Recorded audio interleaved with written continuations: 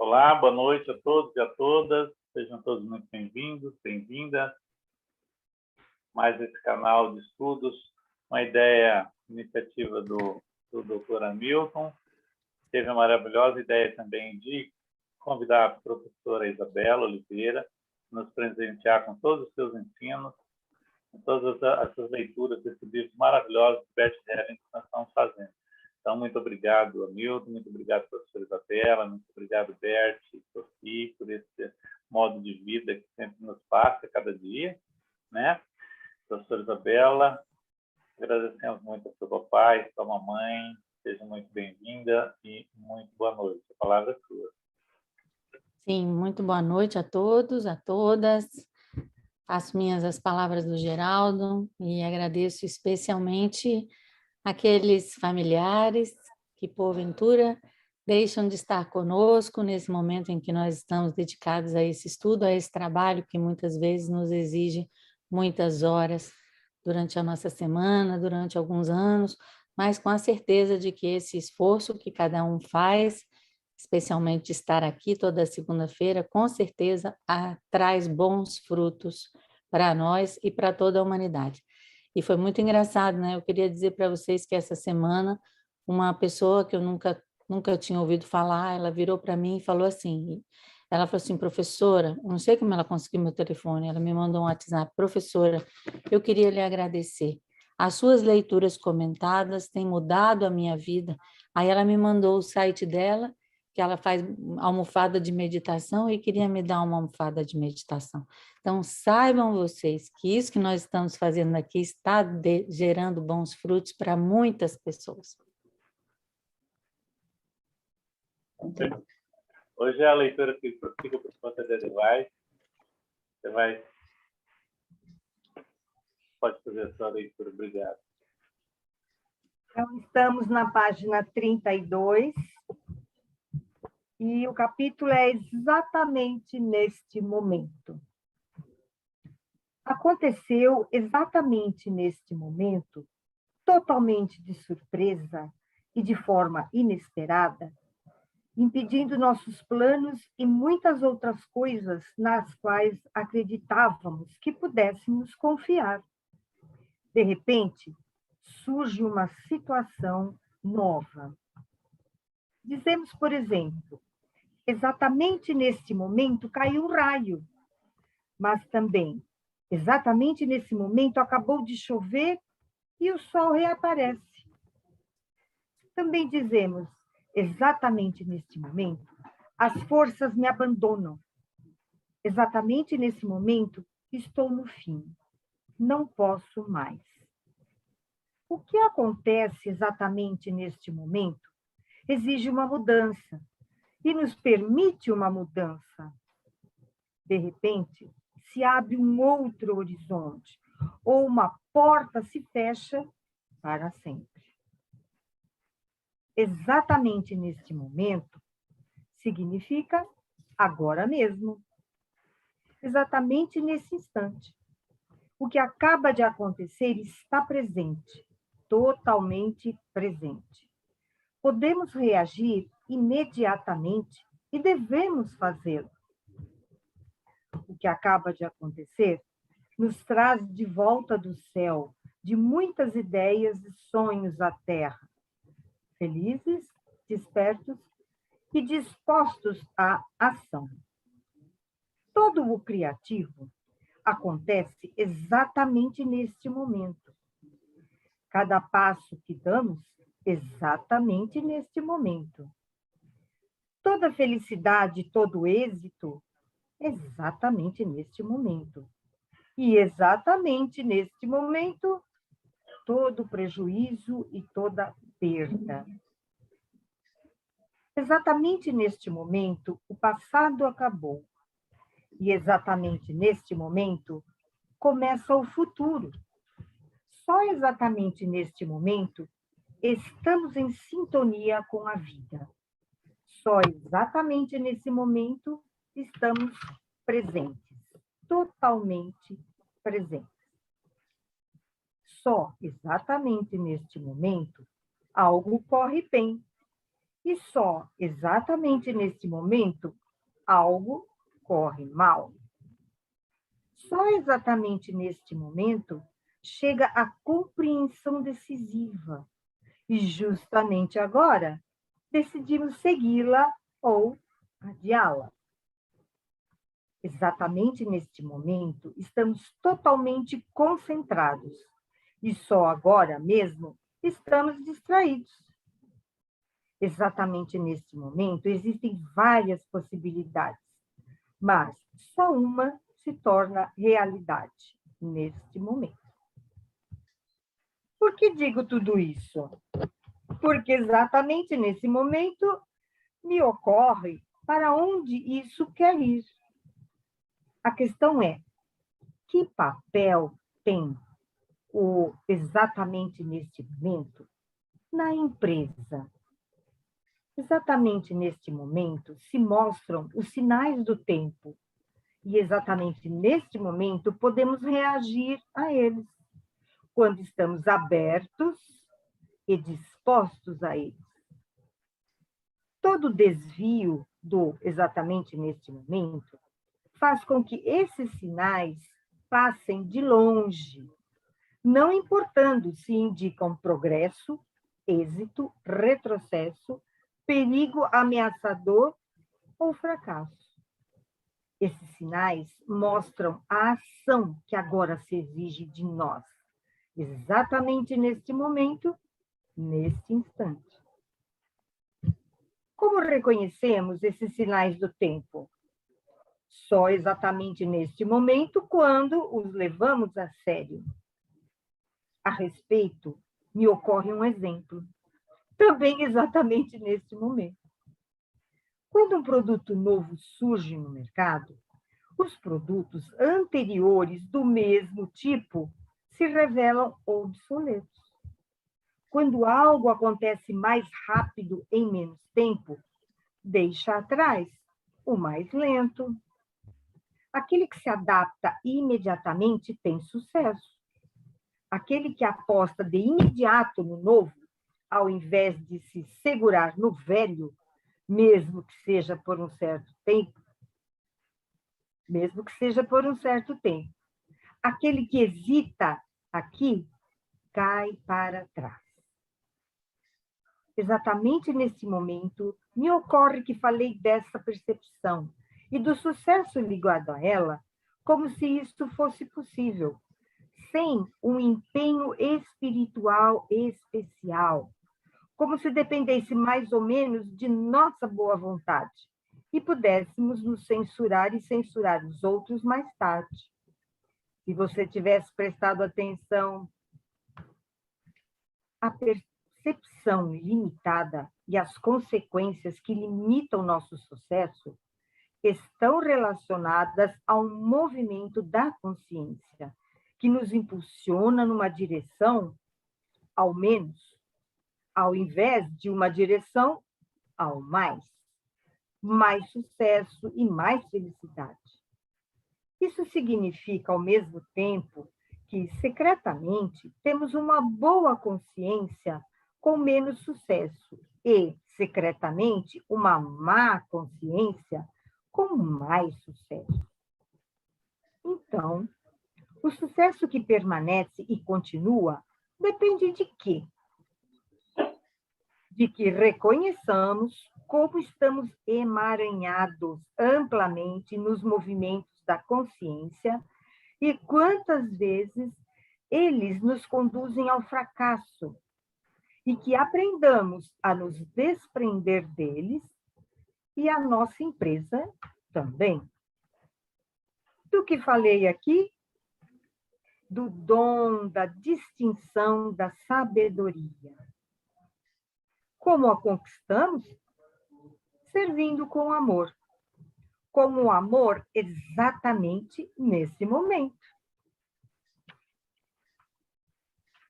Para, por favor, porque é demais tudo que está dito aqui. Não tem a menor condição de seguir, porque aqui o caso é ler de novo, né? Porque é tão importante o que o Bert Hellinger nos traz. exatamente nesse momento, né? Que aqui eu diria para vocês, como vocês podem perceber, isso aqui é um texto avançado para a constelação empresarial, né? Isso aqui traz para um empresário um raio com o qual ele pode tomar decisões para dentro da sua empresa. E traz para nós, todos, profissionais, pessoas que querem ter êxito, e ter êxito na vida significa que eu faço jus à vida que eu recebi dos meus pais. Entende? E que estamos dispostos a fazer o que ele nos apresenta, especialmente nesse texto, que, como vocês podem perceber, se trata de um crescimento, um aprimoramento, uma transformação de nível espiritual, né? Mas cuja chave que ele mostra para nós se dá em sair de uma percepção limitada para uma percepção ampla nesse momento. Então, eu vou repassar com vocês e acho que vocês devem colocar aí no livro, quem tiver com o livro, que isso aqui é essencial para qualquer tomada de decisão, isso aqui é essencial para qualquer ordem da ajuda, de qualquer constelador, de uma pessoa que queira se trabalhar profissionalmente com essa abordagem, tem que saber exatamente isso, e esse princípio do agora, né, que o Bert Hellinger coloca aí, vem muito da Gestalt terapia, que foi também uma das fontes das quais Bert Hellinger bebeu para o seu trabalho. Ou seja, quando todo esse processo da psicanálise, da psicologia, tudo se deu conta, né, porque uma coisa era investigar o passado, não é? Começa lá na psicanálise, eu investigando meu passado, mas quando eu chego no agora, nessa compreensão de que tudo acontece no agora, que é aquilo que vigora dentro da constelação familiar, e que eu estou falando para vocês que tem seu passado aí dentro da Gestalt terapia. Fritz Perls. Um outro parêntese, Fritz Perls tem um livro assim, né, que chama assim, Ego, Fome e Agressão. Vou fazer um parêntese para vocês. Experimentem o que passa com vocês quando vocês têm fome. Cada tipo de personalidade vai gerar uma coisa. Voltando exatamente para o nosso texto. Algo acontece que muda tudo. Então, Bert Hellinger, em primeiro lugar, ele nos traz para a compreensão de que no agora é onde acontecem as mudanças. Não é no passado, nem é no futuro. É no agora. E que para estar, como é que se diz, em sintonia com esse agora, nós precisamos prestar atenção a isso que acontece, porque isso que acontece exige de nós uma mudança e, ao mesmo tempo, ele permite e indica o caminho dessa mudança, né? E ele diz o seguinte, que o que acaba de acontecer não apenas exige de nós uma mudança, quer dizer, não é apenas só uma opção, é também, ele exige de nós uma mudança. E ele nos coloca também, né? Aí para vocês poderem entender como é que eu percebo o que está acontecendo nesse momento, né? O que está sendo necessário de mim dentro desse momento. Aí ele coloca, olha só, qual é a atitude interna em relação ao momento presente. Felizes, despertos e dispostos, né? Felizes porque é uma questão de sintonia eu faço parte de um universo enorme, quer dizer, desperto, estou perfeitamente atento, e disposto porque sempre, dentro desse trabalho, vem a ação, o próximo passo, né? Aí ele mostra que é nesse exato momento onde está o criativo, onde está a felicidade, onde está o êxito, mas também onde está todo o prejuízo e toda a perda. Tudo acontece nesse agora, que incrivelmente, ou não, para nós em português se chama presente, que também envolve algo que recebemos, um presente, né? Aí ele fala o seguinte, que nessa percepção do momento, do agora, ele fala assim, todo o passado acabou e começa o futuro. Isso nos leva para uma outra relação com o tempo, com a temporalidade.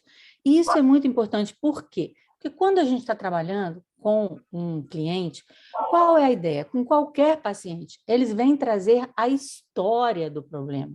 Mas não é a história do problema que interessa. A história do problema não é que ela não interessa, ela tem um valor que eu preciso dar o lugar deste valor, né? Eu preciso não só ver os fatos, estar atento aos fatos, mas eu preciso ver aquilo que não está dito, porque aquilo que está dito o cliente já se falou e já falou para todo mundo milhares de vezes. Então, o que o Bert Hellinger está nos mostrando é de uma atitude, de uma relação com o momento presente. Ou seja, tudo aquilo que o cliente está me falando, eu vou ver como ele ressoa em mim agora, não é só o que ele diz, não é só o que ele diz, porque o que ele diz é uma descrição do passado e nós não trabalhamos com o passado propriamente, nós trabalhamos dentro do agora, dentro do agora.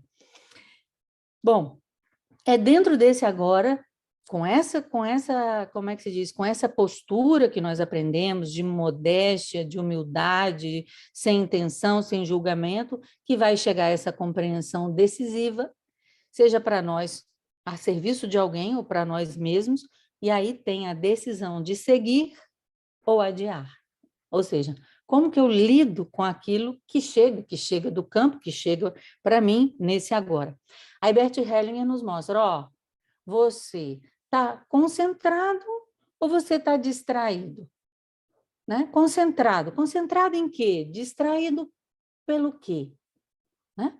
E aí ele mostra que, bom, dentro desse agora, que pode me pegar concentrado ou distraído, eu tenho, como é que se diz? Muitas possibilidades, concorda? Um universo de... Ele fala muitas, mas nós também podemos dizer de infinitas possibilidades. Mas só uma se torna realidade. O que faz com que ela se torne uma realidade? Né? De que maneira eu lido quando aquilo que era uma de infinita possibilidade se torna uma realidade? Aí ele nos leva e fala assim, bom, eu falei tudo isso, né? Mas para onde tudo isso quer ir? Aí ele chega no concreto, para vocês terem uma ideia de quão magistral é esse pedaço desse texto. Ele fala assim, na empresa, ou seja, como uma empresa tem que lidar com os sinais do tempo e reagir a ele. Né? Aí ele mostra que todo desvio que você possa fazer desse agora faz com que esses sinais passem longe, que você não possa agir de acordo com esses sinais. Né? Então, ele fala assim, olha, esses sinais não necessitam apenas serem reconhecidos, mas eles precisam ser levados a sério. E, às vezes, quando a gente está começando a trabalhar com a constelação familiar, ou mesmo muito tempo, muitas vezes chegam informações desse campo para nós que nós não sabemos o que elas significam.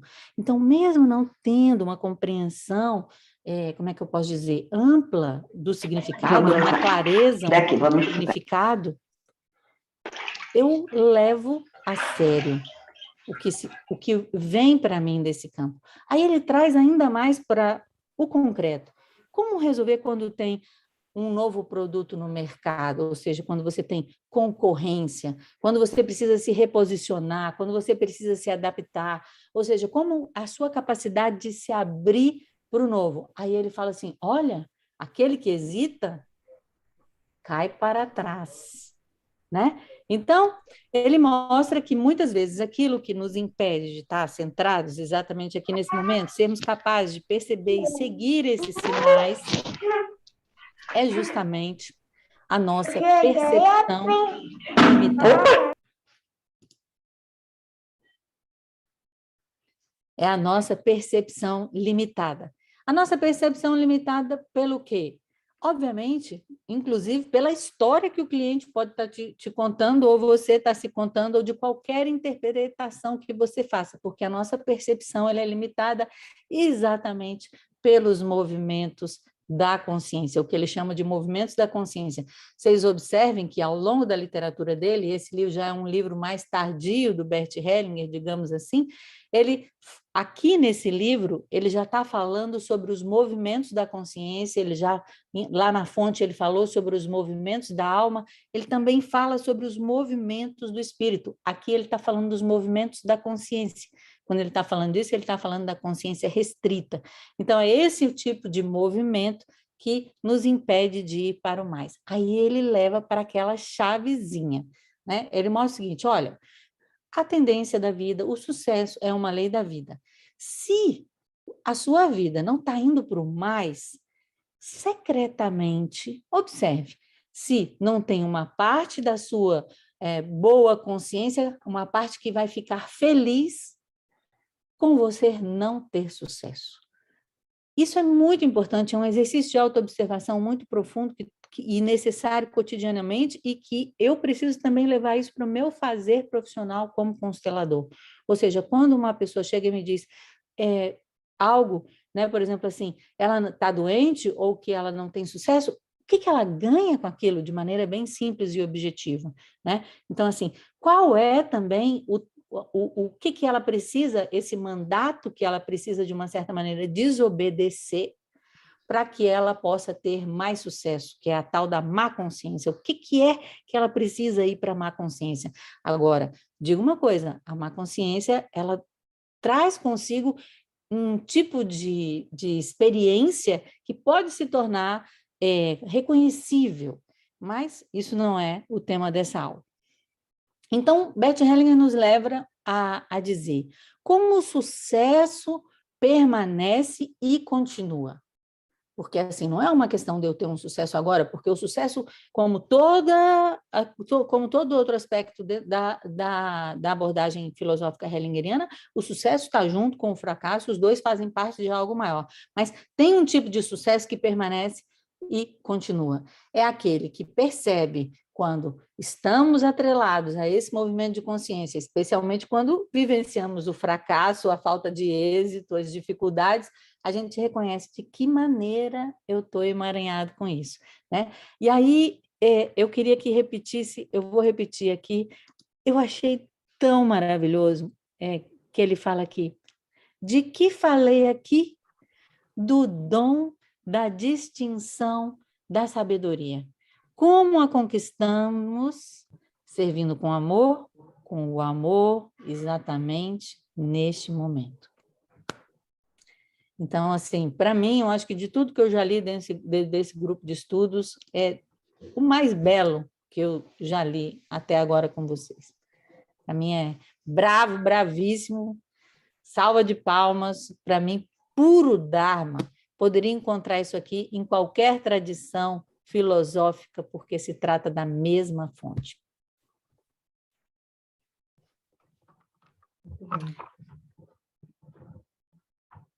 Continuamos? Sim, o comentário foi longo. Muito bom. Preconceitos da consciência. Ao lado dos preconceitos coletivos que decidem sobre o sucesso e o fracasso das empresas, como, por exemplo, o preconceito internalizado de senhores e escravos, muitos preconceitos pessoais decidem sobre nosso sucesso em uma empresa. Esses preconceitos vêm da consciência, tendo também consequências abrangentes. A consciência decide sob que condições pertencemos e sob que condições perdemos nosso direito ao pertencimento. Portanto, a consciência julga. Todos os movimentos da consciência são julgamentos. Falando mais precisamente, são preconceitos. Julgam previamente o que posso fazer ou não, sem um conhecimento exato da situação. Nesse sentido, também são preconceitos coletivos que são pré-estabelecidos pelo grupo ao qual pertencemos, sem que nos seja permitido verificá-los. Sendo que essa verificação em si já seria uma transgressão a essa consciência, sendo castigada por ela e pelo grupo ao qual serve. Quando esse pano de fundo nos permanece oculto, tornamo-nos escravos. A questão fundamental que a consciência nos coloca é: o que devo pensar e fazer para poder pertencer? A consciência decide a cada instante se podemos pertencer ou não.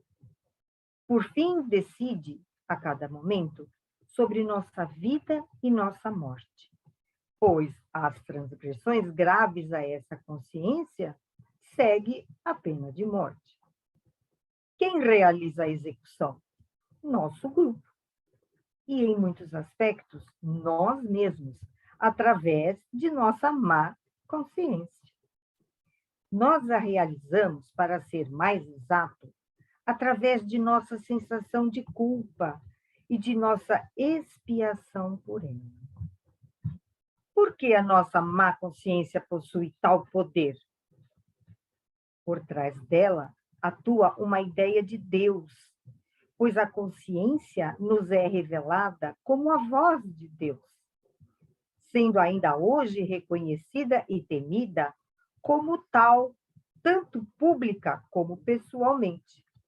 Embora essa relação permaneça para muitos inconsciente e secreta. A consciência e suas vantagens decidem amplamente sobre o sucesso e o fracasso de muitas empresas. Contudo, muitas vezes, desconsideramos esses preconceitos, buscando motivos externos e permanecemos, por razões da consciência, cada vez mais à sua mercê. As condições da consciência se dirigem, em primeiro lugar, à criança em nós, pois é principalmente a criança quem está nas mãos de seu grupo e de sua consciência, sem poder se defender. Senão, não sobreviveria. Por mais insensato que nos pareçam as condições da consciência, é difícil subtrairmos-nos a elas, porque por trás dessa consciência existe a ideia de um poder divino que decide sobre o nosso ser e o não ser. A riqueza. Quais são as condições e preconceitos da consciência que decidem sobre o nosso sucesso e fracasso? Na Bíblia se transmite um dito de Jesus. É mais fácil um camelo passar pelo buraco de uma agulha do que um rico entrar no reino dos céus. Qualquer que tenha sido o pano de fundo concreto para esse dito de Jesus, em todo caso, o que nos foi transmitido é que ele se deixava ser convidado pelos ricos e pelos desprezados fiscais do fisco. Sentava-se à mesa com eles e deixava que lhe servissem, de forma que alguns diziam que ele era um libertino e beberrão. Ele próprio se comportou como um rico quando, certo dia, alimentou 5.000 famintos. Na Bíblia também está escrito que, após a sua ressurreição, procurou Pedro e os outros discípulos para uma pesca tão abundante que suas redes ameaçavam arrebentar e que, por fim, fritou alguns peixes no fogo. Nenhuma palavra de pobreza e renúncia. Porém, é certo que, num ataque de ira, derrubou a mesa dos cambistas do templo e gritou: está escrito, minha casa deve ser uma casa de oração, mas vocês a transformaram em uma cova de ladrões. Este incidente foi uma das causas de sua execução, porque perturbou os negócios dos cambistas no santuário. Na consciência do Ocidente, essa emoção contra a riqueza e o efeito desastroso para a salvação de nossas almas continua atuando, tanto na vida pessoal como na vida pública. Porém, este é somente um lado. Por outro, a nossa consciência vigia o equilíbrio entre o dar e tomar, pois quem toma sente-se culpado se toma sem dar. Essa consciência serve ao equilíbrio entre o dar e o tomar e, por fim, a riqueza para todos. Esse outro movimento da consciência anula o primeiro, mantendo-o em seus limites. Também coloca em ordem as imagens divinas que estão por trás delas e destitui o primeiro movimento. Há anos, investiguei essa relação em uma história que conto mais uma vez como ilustração. O não ser. Um monge que andava buscando pediu a um mercador uma esmola. O mercador se deteve por um momento e, ao dar-lhe o que pedia, perguntou ao monge: como é possível que você me peça o que lhe falta para viver e, no entanto, precise menosprezar a mim e ao meu modo de vida que lhe proporcionamos isso? O monge lhe respondeu: em comparação com o último que busco, tudo o mais me parece pequeno. Mas o mercador perguntou ainda: se existe um último, como pode haver algo que alguém possa buscar ou encontrar, como se estivesse no fim de um caminho? Como poderia alguém sair ao seu encontro e apossar-se dele, como se fosse uma coisa entre outras muitas, mais do que muitos outros? E, inversamente, como poderia alguém afastar-se desse último, ser menos conduzido por ele ou estar menos a seu serviço do que as outras pessoas? O monge retrucou: encontra o último quem renuncia ao próximo e ao presente. Mas o mercador ainda ponderou: se existe o último, ele está perto de cada um, mesmo que esteja oculto, no que nos aparece e no que permanece. Assim como em cada ser se oculta um não ser, e em cada agora, um antes e um depois. Comparado ao ser, que experimentamos como fugaz e limitado, o não ser nos parece infinito, como o de onde e o para onde, comparados ao agora. Porém, o não ser se revela a nós no ser, assim como o de onde e o para onde se revelam no agora. O não ser, como a noite e como a morte, é um começo desconhecido, e só por um breve instante, como um raio, nos abre o seu olho no ser. Assim também o último só se aproxima de nós no que está perto e brilha agora. Então o monge perguntou por sua vez: se fosse verdade o que você diz, o que nos restaria ainda a mim e a você? O mercador respondeu: ainda nos restaria, por algum tempo, a terra. Existe ainda uma outra imagem que continua atuando na consciência do Ocidente, influenciando nossa postura perante a riqueza e a pobreza.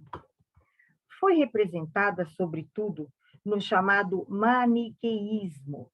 Remonta a Mani, que foi crucificado como Jesus, mas em 267. Os maniqueístas foram perseguidos pelo cristianismo, porém, sua doutrina da oposição entre o reino da luz e o reino das trevas, e, nesse sentido, a oposição entre o corpo e o espírito, continua atuando no cristianismo de muitas maneiras.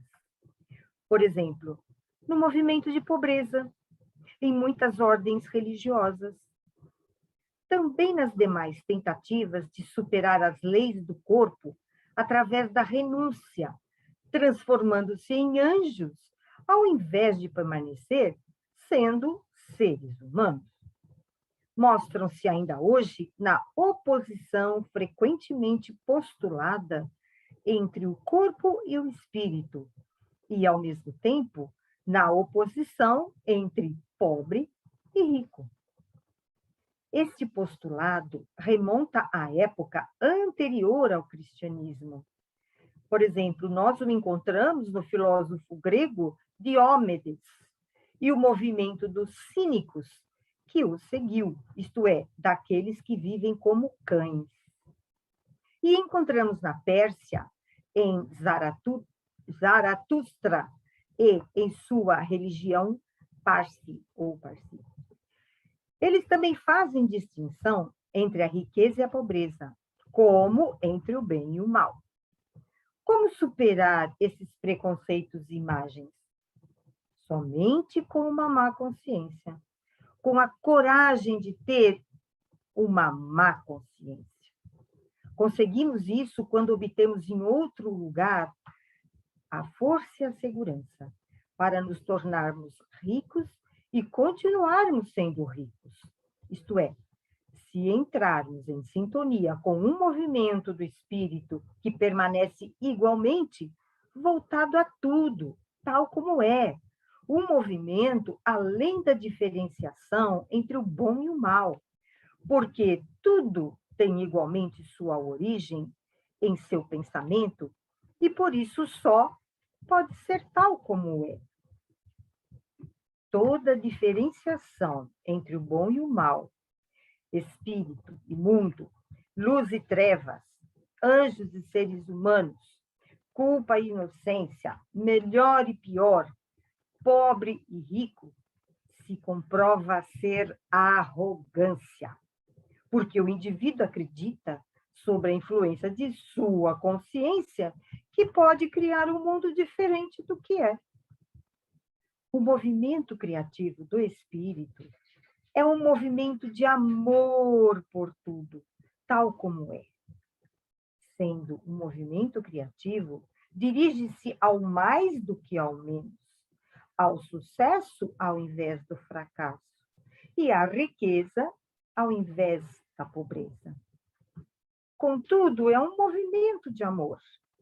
Nesse sentido, seu movimento criativo é um movimento em direção a mais amor, a um amor abrangente, a um movimento de riqueza e sucesso para todos.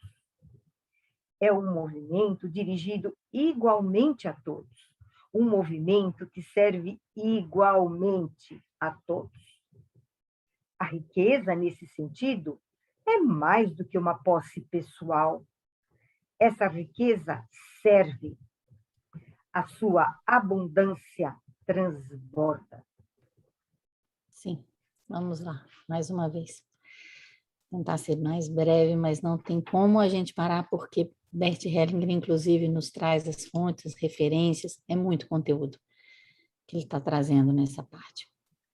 Então, ele começamos a falar sobre o momento presente, de que maneira a consciência, a nossa consciência restrita, os movimentos da consciência, o que se revelam através dos preconceitos, afetam, né, esse nosso estar no presente, afetam a nossa possibilidade de sermos bem-sucedidos, né? E ele fala, olha, esses movimentos nós não temos muito consciência deles, e eles têm uma dimensão que é uma dimensão coletiva, e o que acontece? Só de você, como lá na caverna do Platão, né, de você imaginar que, olha, pode ter alguma coisa diferente, isso já, qualquer coisa que te leve a querer transgredir um determinado preconceito, um determinado mandato do seu grupo, só essa verificação já é uma transgressão. Então, tamanha é a contribuição do Bert Hellinger quando ele revela esse mecanismo, né? E aí ele fala, né, que as transgressões têm diferenças, né, entre as diversas transgressões, mas a transgressão mais grave e aquilo que está por trás do nosso medo mais profundo é o medo da pena de morte. E ele fala, olha, mas quem aplica essa pena de morte? Ele fala, somos nós mesmos pela nossa consciência, né? Quando nos sentimos culpados ou, por exemplo, nos expiamos por algo. E ele fala, por que que a consciência tem esse poder? Né? Justamente ele fala, pelo reconhecimento de que há algo divino nessa consciência, de que ela é a vida, que é a voz de Deus, né? E essa é uma compreensão inconsciente, é uma compreensão que é secreta. Quem além de Bert Hellinger, falou sobre isso? Né? E aí ele mostra que essa consciência, ela age para não só para o nosso fracasso pessoal, mas também para o fracasso das empresas, das organizações, e de que maneira as empresas e organizações e nós mesmos ficamos à mercê dessa consciência. E o interessante, muito importante, por isso todo esse processo de conhecimento, nós aqui fazemos essas leituras comentadas, mas é muito importante essa formação continuada, em qualquer curso que você faça, onde você vai pegando cada um desses espaços de observação do que foi a sua vida. Porque, por exemplo, o que ele diz em relação à consciência restrita? Ela se dirige à criança que está em nós.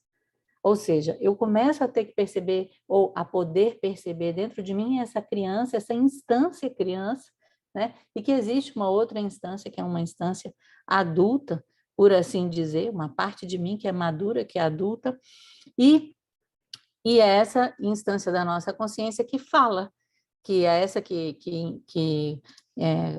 como é que se diz, identifica com Deus, ou então que está conectada com as nossas sensações infantis. Aí o mais interessante, como é que isso se encaixa no tema específico da riqueza, né? E Bert Hellinger mostra, então, que existe um primeiro movimento, que é um movimento que ele mostra que é um movimento da consciência sobre a riqueza ou sobre a pobreza, que tem a ver com essa consciência restrita, e ele mostra que existem algumas imagens que são associadas a isso, né? Como vocês já sabem, eu já falei aqui algumas vezes, Bert Hellinger, por exemplo, ele constelou, por exemplo, Jesus na cruz. Algumas vezes eu vi ele constelando essa imagem. É uma imagem que está presente dentro da nossa alma. Então, aqui a gente tem uma imagem que é mais fácil um camelo passar por um buraco da agulha do que um rico entrar no reino do céu. Ou seja, não é bom ser rico, porque se você for rico, você não vai entrar no céu.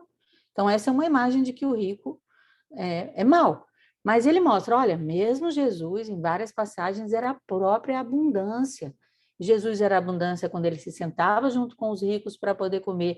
Jesus era abundância quando ele alimentava os famintos. E Jesus era abundância quando ele não só... E olha que é muito interessante, porque no texto Bert Hellinger nos conduz a uma imagem precisa. Ele fala, olha, primeiro foi uma pescaria muito abundante e depois ele se sentou para comer.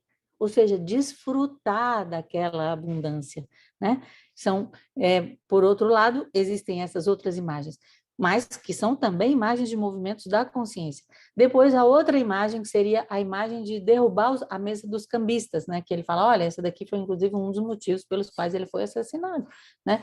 Porque aí ele já mostra a necessidade de uma certa ética em relação ao dinheiro, mas, ao mesmo tempo, essa também é uma imagem, um movimento da consciência. Depois ele fala que existe um outro movimento da consciência. Esse primeiro movimento ele tem a ver com essas imagens, ele tem a ver com esses preceitos, esses preconceitos, e existe um outro movimento da consciência que tem a ver com a necessidade de compensação. Essa necessidade de compensação entre o dar e tomar, e ele mostra que esse é um mecanismo muito lindo e que, no final das contas, ele está dirigido a que essa riqueza esteja distribuída para todos, né? Então, ele mostra que existe um outro movimento que anula esse primeiro movimento, que é um movimento restritivo dessas nossas imagens interiores, desses nossos preconceitos interiores que estão nesse nível da consciência restrita. Ele não fala assim, mas a gente depreende.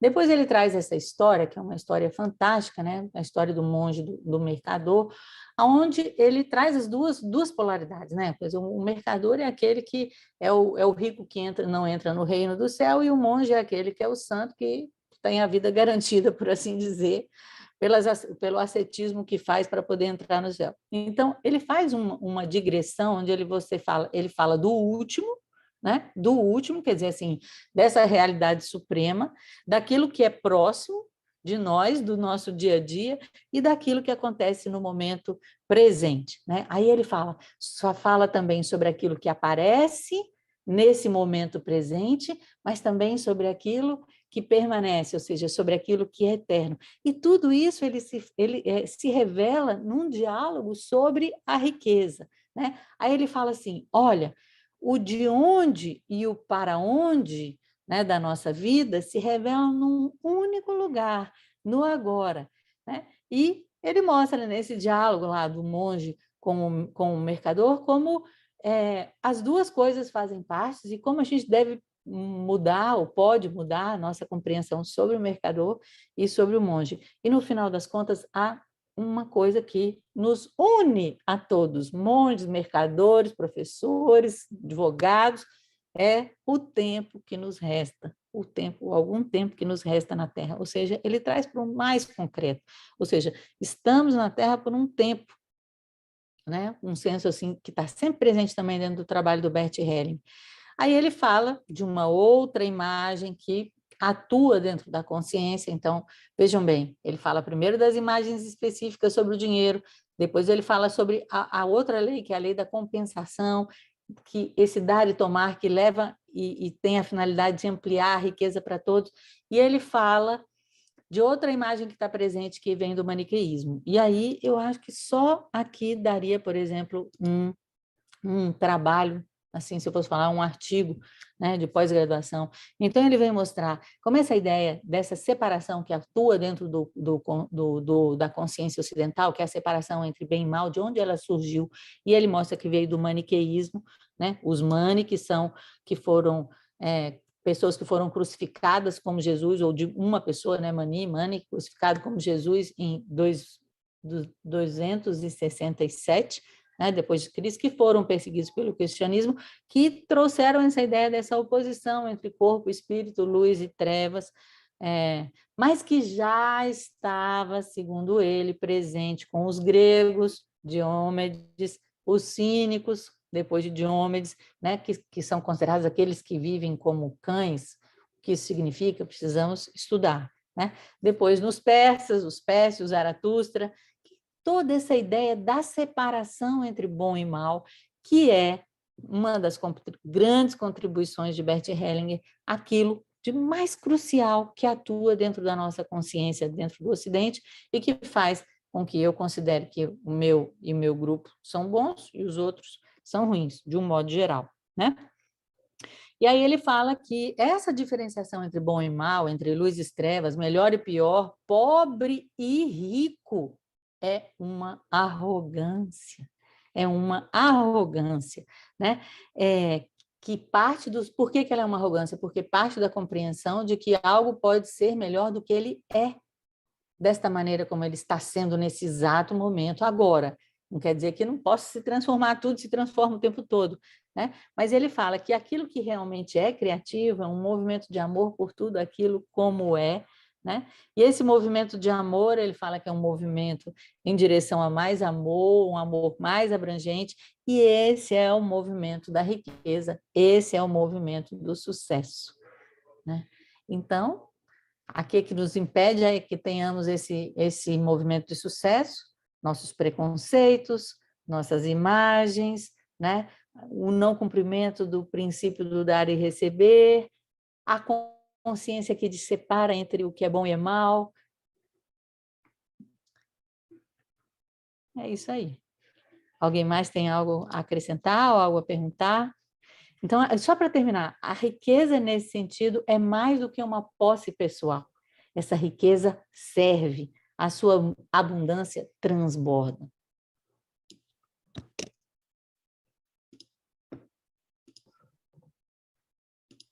Alguém tem algum comentário ou quer falar alguma coisa?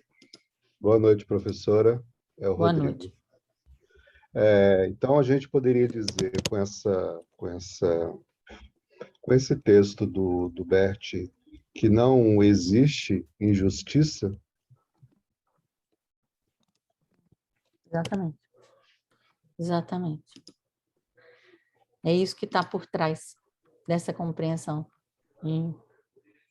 Que não existe injustiça, mas isso significa que Se não existe injustiça, também não existe justiça. Concorda? Mas isso não significa que não existam consequências e responsabilidades para as ações realizadas. Sim, sim. É tipo isso. Eu não sei se a gente... Inclusive, lá no livro Amor do Espírito, procurem lá no livro do Amor do Espírito, quem puder, vai lá o que ele fala que está por trás. Ele não fala só lá não, mas lá é onde eu estou me lembrando, que por trás de todo ato de justiça encontra-se um assassinato. Justamente porque se você parte desse princípio de que eu tenho algo que é bom ou algo que é mal e que eu estou fazendo justiça, eu já estou eliminando algo por natureza, compreende?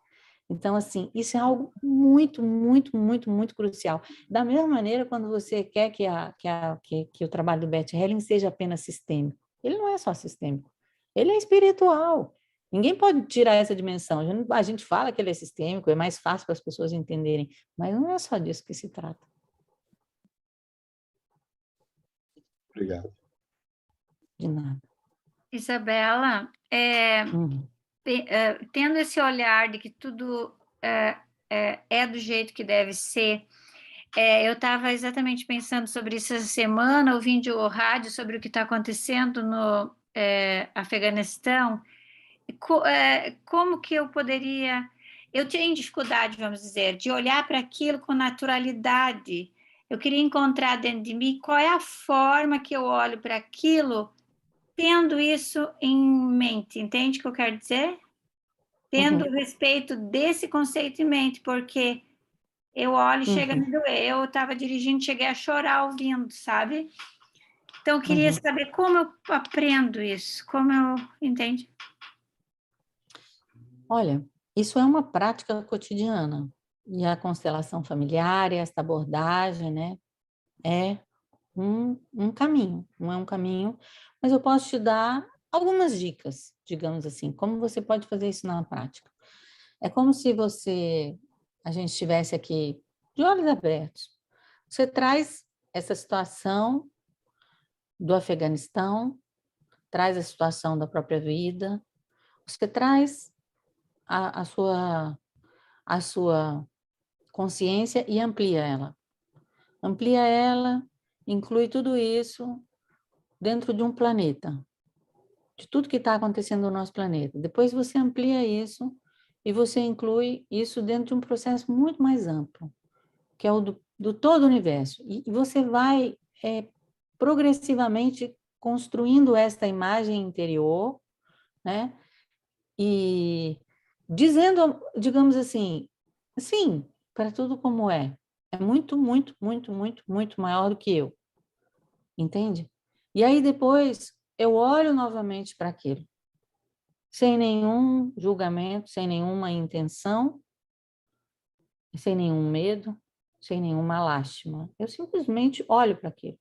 Me coloco disponível de forças maiores do que eu, que possam atuar através de mim, caso seja da minha possibilidade naquele momento, para contribuir com algo.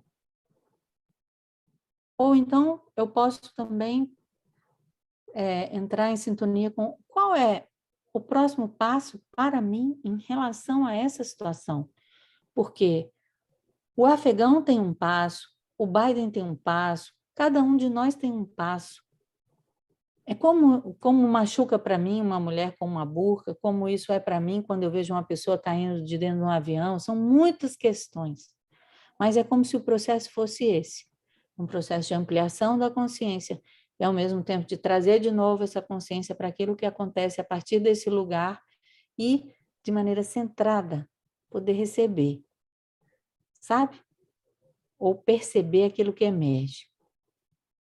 E vocês prestem atenção, o que aconteceu aqui nesse grupo quando eu fiz esse exercício simples?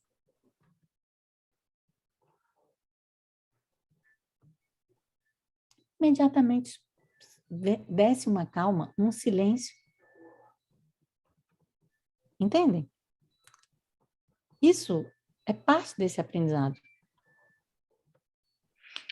Isso é tudo interessante. E uma coisa que me veio muito forte ultimamente é a gratidão. Eu fiquei me perguntando o que fiz eu de tão especial para ter uma posição tão, como se diz, abençoada de não estar lá, entende o que eu quero dizer?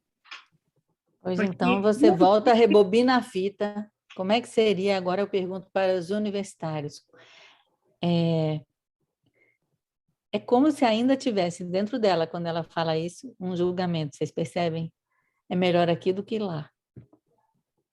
Quem somos nós? Essa é a arrogância que o Bert Hellinger fala. Tá entendendo? É tipo assim, quem sou eu para dizer o que aquela pessoa, o que aquele povo, o que aquela nação estão dizendo com isso, né? Então, passa lá 20 anos os Estados Unidos lá, mas o que a população precisa? Como eu posso estar a serviço? Não é ajudar do meu jeito. O que precisa?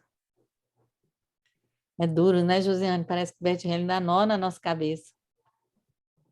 Muitos nós. Mas são nós bons. Na verdade, ele faz o contrário, né? Amplia a nossa consciência, mas se entende, é tão arraigado no nosso processo de pensamento que ele exige de nós esse estudo tipo cotidiano, igual a gente faz aqui. Uhum. Uhum. E às vezes, por exemplo, logo que eu entrei em contato com ele, eu li um livro atrás do outro, assim, que nem uma doida. Daí agora eu estou voltando, porque é como se foi muito rápido e ficou coisa para trás. Daí agora, quando eu leio de novo, eu sublinho as coisas diferentes. Muito doido. Eu já ensinei como eu estudo. Eu marco primeiro com caneta, depois eu marco com marcador, vou marcando tudo do lado. E agora eu já estou na fase construindo mapa mental. Cada um no momento. Isso. Obrigada.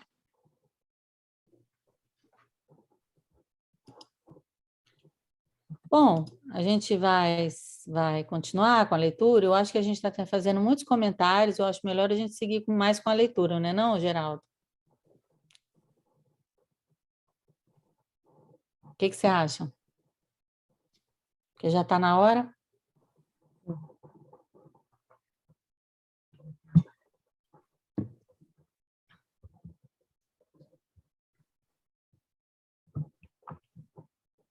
Geraldo, acho que não ouviu. Geraldo. Geraldo.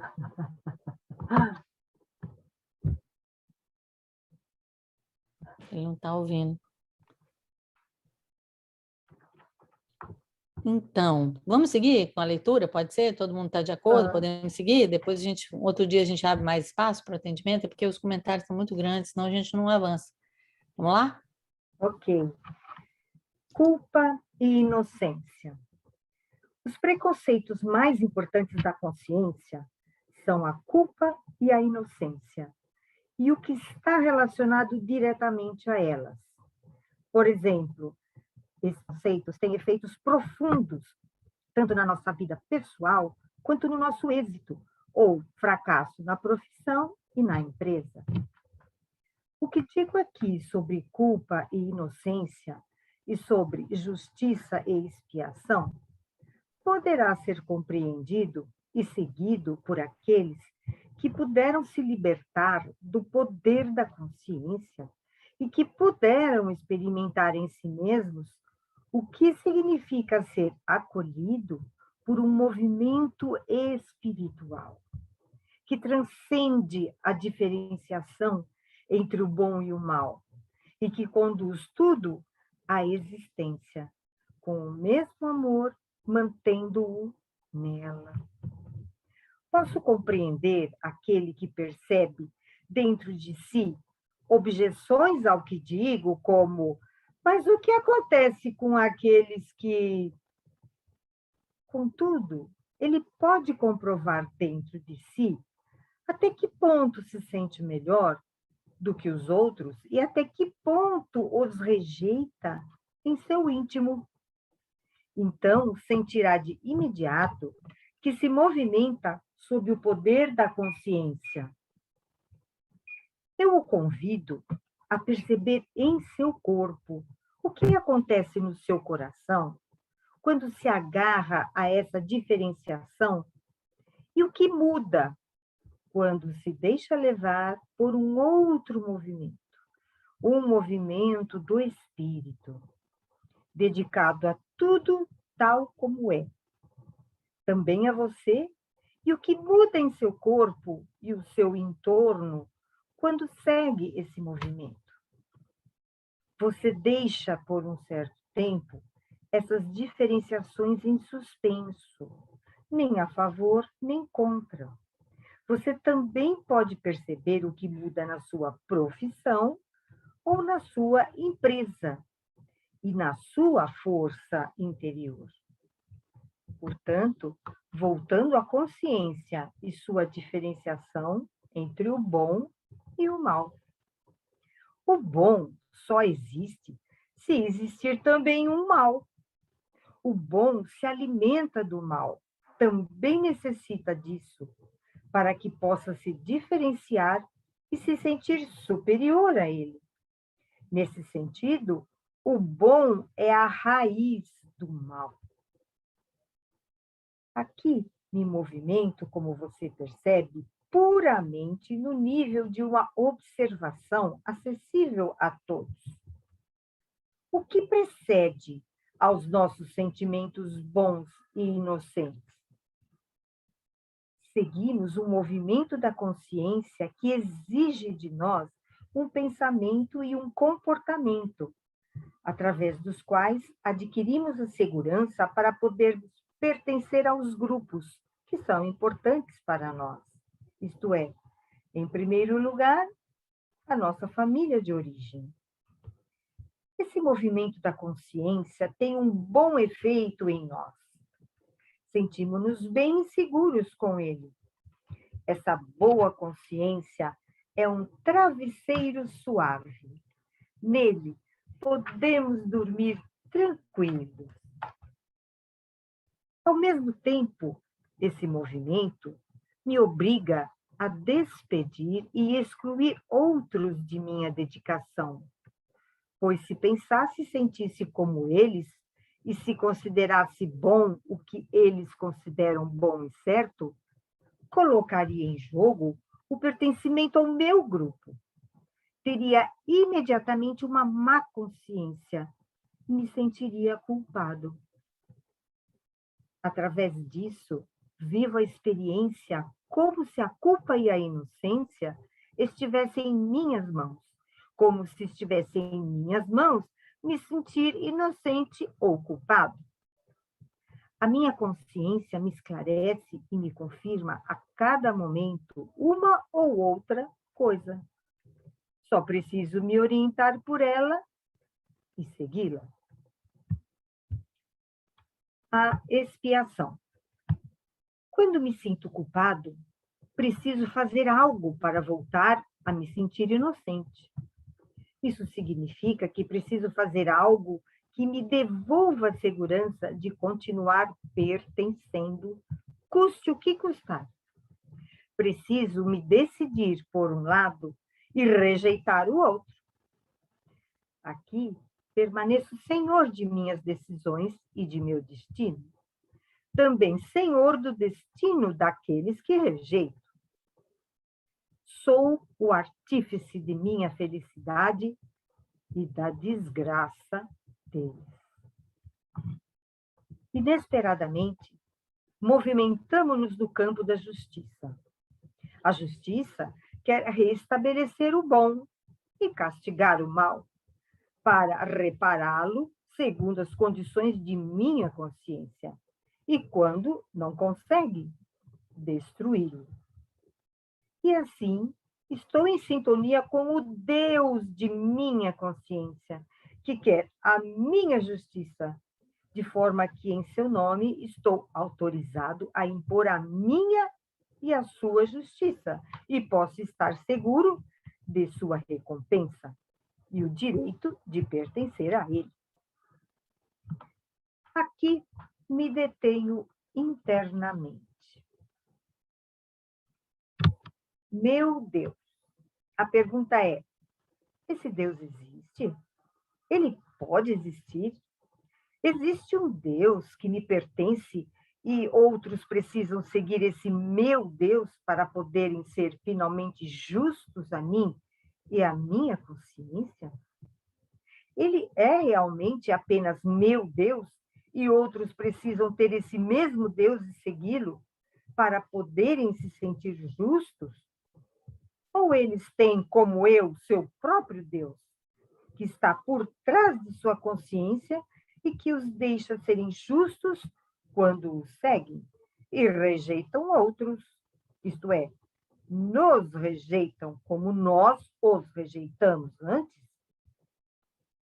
Ou para que seu Deus tenha razão e nós não tenhamos razão, precisamos ser condenados e excluídos por eles para que possam se sentir justos? Aqui nos tornamos totalmente conscientes da estreiteza de nossos movimentos da consciência e dos movimentos da consciência dos outros. Receio que aqui você possa objetar que me movimentei para muito longe de minha proposta inicial de falar algo sobre os preconceitos que bloqueiam o êxito na nossa profissão e na nossa empresa. Porém, continuo nesse caminho e já avancei muito nele. Portanto, agora ao assunto. Expiação como compensação. Aqui, de forma similar ao capítulo sobre a riqueza, existe um outro movimento da consciência que tem um papel importante, mas em uma direção oposta. Em relação à riqueza, esta conduzia ao sucesso e ao lucro. Aqui, leva ao insucesso e à perda. Este movimento da consciência vela sobre o equilíbrio entre o dar e tomar. Isso significa que temos uma boa consciência quando, depois de tomar, também damos, de forma que estabelecemos um equilíbrio e uma continuação do dar e tomar, no qual todos ganham por igual. O mesmo movimento, só que inverso, existe em relação à justiça e à culpa. Nós o conhecemos como penitência e expiação. O que significa aqui penitência e expiação? Expiação significa que faço algo contra mim ou aos outros, algo que causa dores e danos. Se expio uma suposta culpa, faço algo que me fere e me prejudica para pagá-la, e através do dano que me imponho, recebo da minha consciência a confirmação de que posso voltar a pertencer. Referindo-se à minha profissão ou empresa, isso significa que pago uma culpa da consciência com o fracasso, ou até mesmo com o fracasso de minha empresa. Como poderia salvar a mim e minha empresa? Para isso, a nossa consciência nos ajuda ou nos prejudica? A expiação ajuda a nossa vida ou a prejudica? Prejudica não só a nossa vida, mas também a vida de muitos outros?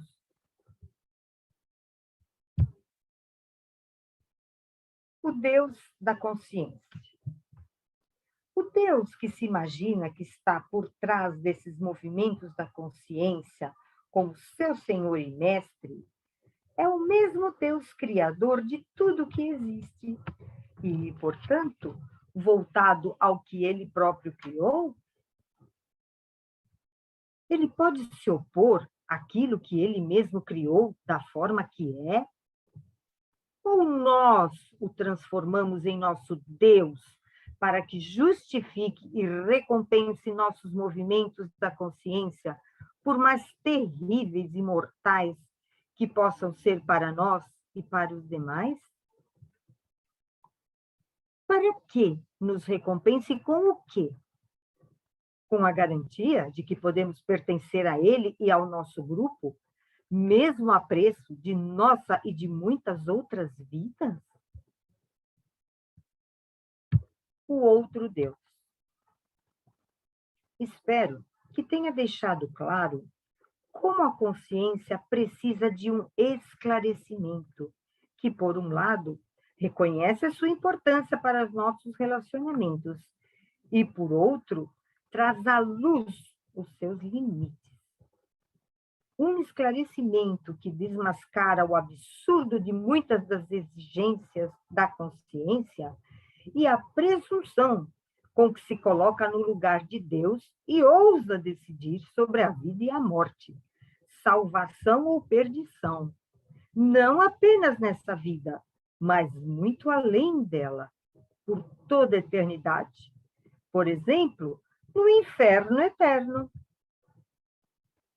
Depois desta preparação, você está disposto a ultrapassar os limites da consciência, procurar por uma saída e ousar dar os primeiros passos em uma direção que nos leva a entrar em sintonia com um movimento criativo. Eu o denomino aqui movimentos do espírito, que atua por trás de tudo igualmente? Também por trás de nossa culpa? Também por trás daquilo que procuro transmitir aqui, que está a serviço de um amor que une aquilo que os movimentos da consciência tentam exteriorizar e contrapor? Para isso, ainda gostaria de expor algumas reflexões fundamentais, antes de começar com a aplicação prática em relação à nossa profissão e nossas empresas. Os movimentos do espírito. Aristóteles observou que tudo que existe se movimenta, e também que esse movimento não procede de si mesmo, mas que precisa vir de outro lugar. A partir disso, deduziu a existência de um primeiro motor.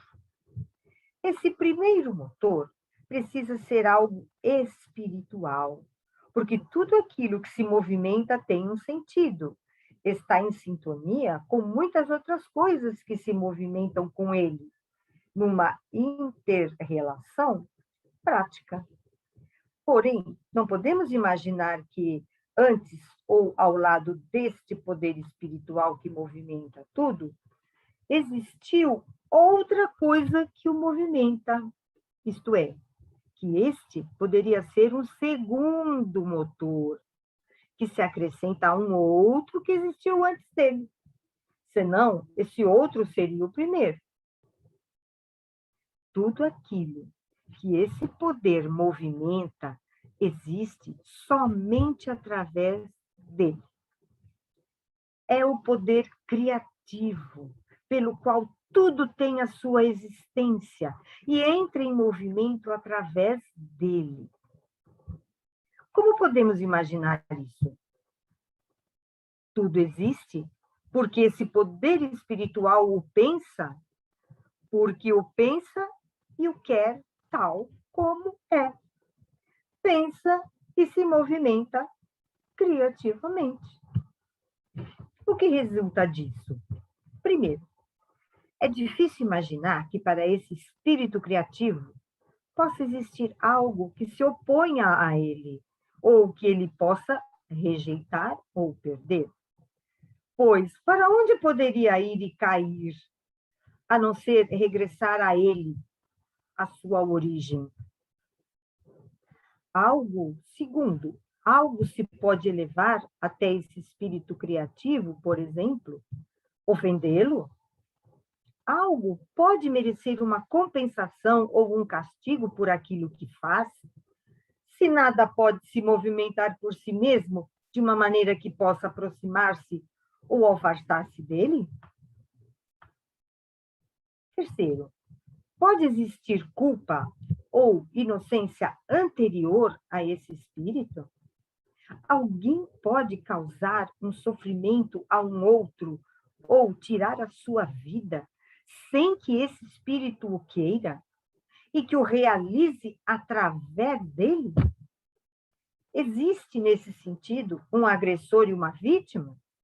Existem, perante esse espírito criativo, um que é pior e um outro que é melhor? Quarto, podemos supor que ser e perecer é uma coisa só, no sentido de que a vida continua, porque um vai e outro vem.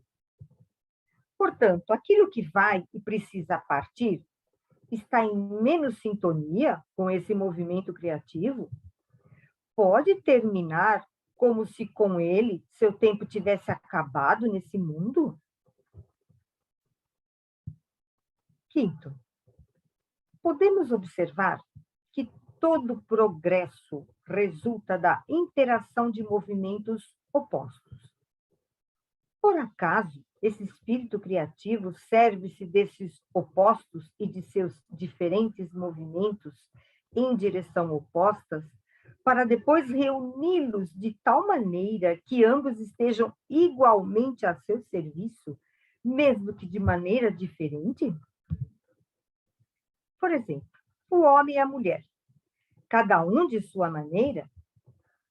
Portanto, que o denominado bom e o denominado mal sejam desejados por ele e o sirvam igualmente?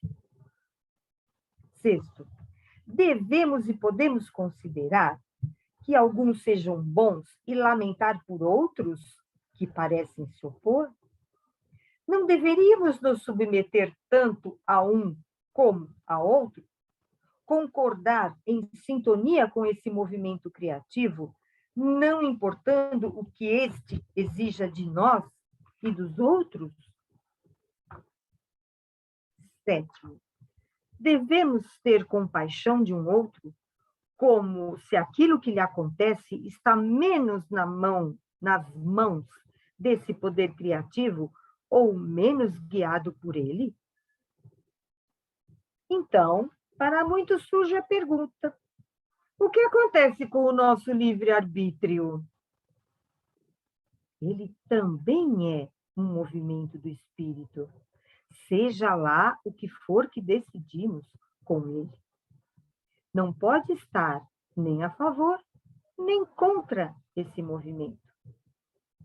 Uma outra pergunta é: o que acontece com aqueles que permanecem na esfera da boa e da má consciência? Estão separados dos movimentos do espírito? Também lhe pertencem e fazem necessariamente parte daquilo que, no final, permite e impõe o novo. Agora, paro com essas reflexões e trago um exemplo. O passo decisivo. Em Hong Kong, uma mulher posicionou uma representante para a sua empresa e, em frente a ela, uma representante de si mesma. A representante da empresa olhava para o chão, o que indicava que estava olhando para uma pessoa morta. Quando coloquei uma representante para a pessoa morta, deitada de costas em frente à empresa, esta se dirigiu a ela e se ajoelhou em sua frente. A representante da mulher também se sentiu atraída em direção a essa pessoa morta, ajoelhando-se igualmente em sua frente. Era evidente que nem a empresa, nem essa mulher tinham perspectivas de sucesso. Ambas sentiam-se atraídas por essa pessoa morta. Aqui interrompi a constelação. A empresa e a mulher se movimentavam dentro dos limites da consciência e não se via uma solução na direção do sucesso, nem para a mulher, nem para a empresa. Quando perguntei para a mulher quem seria a pessoa morta, mostrou-se que representava uma criança abortada. Nesta constelação, movimentávamos totalmente na esfera da consciência e na esfera da culpa e expiação. Dentro da esfera da consciência, não existia uma saída nem para a mulher, nem para a sua empresa. Ambas queriam ir para uma morta, o que no final significa que ambas queriam morrer. Aqui se mostrou que uma empresa possui uma alma e se comporta e precisa se comportar como uma pessoa. Então, mudei os níveis. Conduzi a mulher além dos limites de sua consciência no nível do espírito. O que isso significa? Fiz com que a mulher se levantasse e pedi que a representante dessa pessoa morta se deitasse novamente à sua frente. Solicitei à mulher que olhasse para além dessa pessoa morta, para uma luz branca, distante, e que desse um passo por cima da pessoa morta, sem baixar a vista em direção a ela. Então, logo, sentisse a força dentro de si para isso. Depois de um certo tempo, ela foi capaz de dar esse passo. Ainda deu mais alguns passos para frente e, de repente, se sentiu cheia de força. Havia saído da esfera de sua consciência e estava disposta a servir a empresa com sua vida, a servir a vida com sucesso. No final, perguntei ainda à representante dessa morta como estava. Ela se sentia aliviada e em paz. Ok, muito obrigada.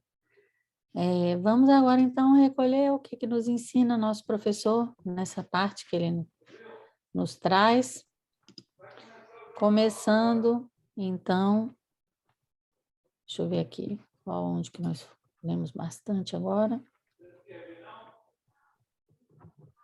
Estávamos aqui na culpa e na inocência. Culpa e inocência, exatamente.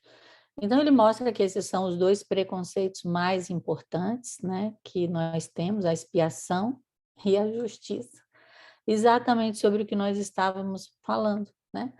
E esse movimento, ele envolve a nossa vida pessoal e ele envolve todos os movimentos relacionados ao êxito, a tudo que diz respeito à profissão e a tudo que diz respeito à empresa. E ele é muito distinto, e o Bert Hellinger nos mostra que isso só é possível através da experiência desse movimento do espírito. Ou seja, para eu poder entender isso, eu preciso experimentar esse movimento, o que significa ser conduzido por esses movimentos espirituais. E daí a importância dessa prática, da vivência desse trabalho, né? Ele mostra também que esse movimento restrito de culpa e inocência, ele se revela em qualquer tipo de objeção, que é um pouco do que a Josiane trouxe agora em relação ao Afeganistão, ou seja, eu vou rejeitar uma parte, né, o Talibã, ou isso, aquilo, e outra parte eu vou dizer sim, vou assentir essa outra parte. Mas ele nos convida a mostrar como nós nos sentimos quando nós estamos dentro desse tipo de movimento da consciência, né, que diz isso é bom, isso é ruim, isso pode existir, isso não existe, e como nós sentimos quando nós somos conduzidos ou podemos perceber essa dimensão desse movimento do espírito. Ele mostra, olha, o que muda no corpo? O que muda no seu entorno? Então, eu mostro para vocês que quando a gente tem a consciência ampliada, parece que é gerado um silêncio, uma gravidade, um centramento. Então, percebam isso também, não só em si mesmo, mas também no seu entorno, quando vocês se colocarem nem a favor, nem contra, por um tempo. Então, isso também pode acontecer e pode ser útil dentro da nossa profissão, dentro da nossa empresa. Aí ele mostra depois como é que se alimenta o mal, né? Essa ideia do mal vem justamente dessa diferenciação que se faz entre isso e aquilo, e não só isso, mas a ideia de que eu me sinto superior. Por exemplo, eu me sinto superior do que os pobres afegãos, ou então eu me sinto superior em relação ao Talibã. E aí ele mostra que é essa diferenciação entre bom e mal que alimenta o mal, como o bom e mal com o, que alimenta o mal, digamos assim, com ele, né? E o que ele fala aqui, o que está por trás, o que precede essa diferenciação é a necessidade de pertencimento. Nós nos sentimos seguros com esses movimentos da consciência, né? Por um lado, eles são, como ele diz, um travesseiro suave, mas, por outro lado, ele nos obriga a excluir algo ou alguém da nossa consideração. Então, eles não são de todo confortáveis, né? E é uma estranha, tipo, onipotência, e por isso tem a ver com o nosso sentimento de criança, de como se eu tivesse com a vida nas minhas mãos, e eu pudesse decidir, isso pode existir, isso não pode existir, isso é bom, isso é mal. E nós vamos nos guiando através dessa consciência que fica leve, que fica pesada, que experimenta sentimento de culpa, de inocência, mas que não é a verdade. E aí ele vai falando mais especificamente sobre o que é a expiação. Expiação é quando eu faço algo que causa dor ou que causa dano a mim mesmo, por exemplo, mas com o objetivo de eu poder pertencer, né? E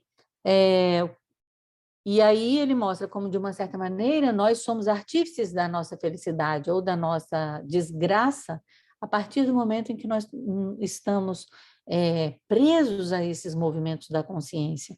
E aí ele fala de maneira muito dura sobre o campo da justiça, né? Que busca restabelecer o mal, repará-lo ou destruí-lo, em sintonia com o quê? Com o Deus de uma consciência. E em sintonia com esse Deus dessa consciência de que eu estou fazendo a justiça, portanto, eu estou fazendo aquilo que é bom, eu posso impor essa minha visão de mundo, estou seguro da recompensa divina, porque eu estou de acordo com a minha consciência e também do meu direito de pertencer, né? E casos extremos, inclusive, são o que aconteceu, por exemplo, no 11 de setembro, todos esses homens-bomba, né? Que são capazes de tirar a própria vida e se sentem recompensados ou vão ser recompensados aí na eternidade. Aí ele mostra, né, que a ideia desse meu Deus é um Deus muito pequeno. Esse Deus é aquele Deus que condena, Deus que exclui, que está relacionado à estreiteza da nossa consciência, e ele nos leva a um outro Deus, a uma outra relação com a existência. E aí ele fala, poxa, mas como é que isso se refere à empresa, né? E como é que se diz, de maneira magistral, ele nos mostra que esses movimentos profundos da nossa consciência estão relacionados ao os movimentos da empresa, inclusive nos movimentos de riqueza e de expiação, e de pobreza, de sucesso e de fracasso. Por exemplo, a riqueza vem e o sucesso vem quando e o lucro vem quando eu posso, por exemplo, dar e tomar, e esse dar e tomar estão em equilíbrio. Quando eu sou conduzido pelos movimentos da consciência, quando eu entro num processo de culpa, inocência, de expiação, eu vou experimentar a perda, né? Depois ele vai mostrar, né, como a justiça também se relaciona com a culpa, e isso pode levar, no caso da expiação, à penitência, e isso se reflete dentro da empresa. E todo tipo de culpa pessoal, né, nesse sentido de necessidade de expiação pessoal, e depois ele vai trazer um exemplo concreto, é paga, por assim dizer, com o fracasso, seja o meu fracasso pessoal ou o fracasso da empresa. Então, Bert Hellinger pergunta, olha, a consciência ajuda ou prejudica? A expiação ajuda ou prejudica? Né? Então, ele fala desse Deus, que é o Deus da consciência, mas ele fala, olha, mesmo por trás da culpa, da inocência, desses movimentos da consciência, é o mesmo Deus, É o mesmo espírito criativo. Ele mesmo não se opõe a nada, ele também está por trás de tudo isso que nos parece restrito, né? E nos convida a conhecer esse outro Deus, e ele fala o tanto que isso é importante para, por exemplo, poder ousar, dar os primeiros passos em sintonia com esse movimento criativo, com esse movimento do espírito que está por trás de tudo. Então, que a gente precisa dessa purificação, dessa compreensão sobre o efeito da consciência, dos preconceitos, da culpa, da inocência, né, da nossa necessidade de pertencer, porque é esse o outro Deus que vai nos levar ao êxito, ao sucesso, inclusive a riqueza e a prosperidade. Então, ele fala depois, ele vem trazer uma explicação sobre de onde vêm os movimentos do espírito. Aí ele fala de Aristóteles, né, dessa ideia filosófica de que tudo que existe está em movimento, mas que existe um primeiro motor, antes dele não poderia haver nada, ele fala sobre isso, e esse primeiro motor tem uma qualidade espiritual, porque tudo que existe tem um sentido e está em sintonia com tudo que se relaciona com ele. Tudo que existe através desse movimento criativo, é um poder criativo, e é um poder espiritual que pensa tudo exatamente da maneira que é. E qual é a consequência disso? Aí ele vem listando 1, 2, 3, 4, 5, 6, né? Ele vem listando. Qual é a consequência dessas premissas filosóficas, dessa visão de mundo, né? É difícil existir algo que se oponha a esse princípio criativo. É claro, ele envolve tudo. Tampouco algo poderia ofendê-lo, ou se poderia obter alguma vantagem, alguma compensação nesse relacionamento. Não existe nenhuma culpa ou inocência que sejam anteriores a esse espírito, né? Ser e parecer é uma coisa só. É incrível. Todo progresso resulta da interação de movimentos opostos. Aí ele traz o polo oposto, homem e mulher, né? A partir do homem e da mulher que surge uma criança. Então, todo movimento surge de polos opostos, então também surge da interação entre o bom e o mal. Devemos ou podemos considerar que alguns são bons e lamentar por outros, que é exatamente o caso do Afeganistão? Aí ele faz essa pergunta, né? Devemos nos lamentar sobre isso? Ele fala, não, porque o que resulta disso é que tudo é igualmente bom, todos os destinos são igualmente válidos. Aí ele fala, devemos ter compaixão de um outro, como se aquilo que lhe acontece esteja menos nas mãos do poder criativo? É a mesma coisa. E aí ele explica o sem amor da postura fenomenológica, né? Ou seja, sem essa compaixão, achando que aquilo que acontece com o outro é menos ou é pior do que aquilo que acontece comigo. Aí depois ele pergunta, e aí, o que acontece do nosso livre-arbítrio, então? Ele fala, olha, inclusive esse livre-arbítrio é um movimento do espírito, né? E o que acontece, né, com quem permanece na boa e na consciência? Estes também pertencem, sobre eles também atua o mesmo movimento do espírito, né? E é o que a gente observa em larga medida dentro da sociedade, inclusive no momento em que nós estamos vivendo. E, para terminar, ele fala sobre o passo decisivo, que é um exemplo prático da empresa, ele mostra como a empresária tinha uma empresa, a empresa não estava indo mal, mas ela estava ligada para um movimento de expiação em relação a uma criança abortada, e como tudo isso pode se transformar e ela passar, então, a servir a vida com a sua empresa de uma maneira diferente, já tendo esta parte integrada e reconhecida. Pessoal, a gente já passou da nossa hora, eu agradeço muito a presença de vocês, não temos mais tempos para pergunta, tá bom? Deixamos aqui, agora a gente desliga e o Geraldo dá aí uma boa noite, ele também quer dar alguns recados. Ninguém te ouve, Geraldo.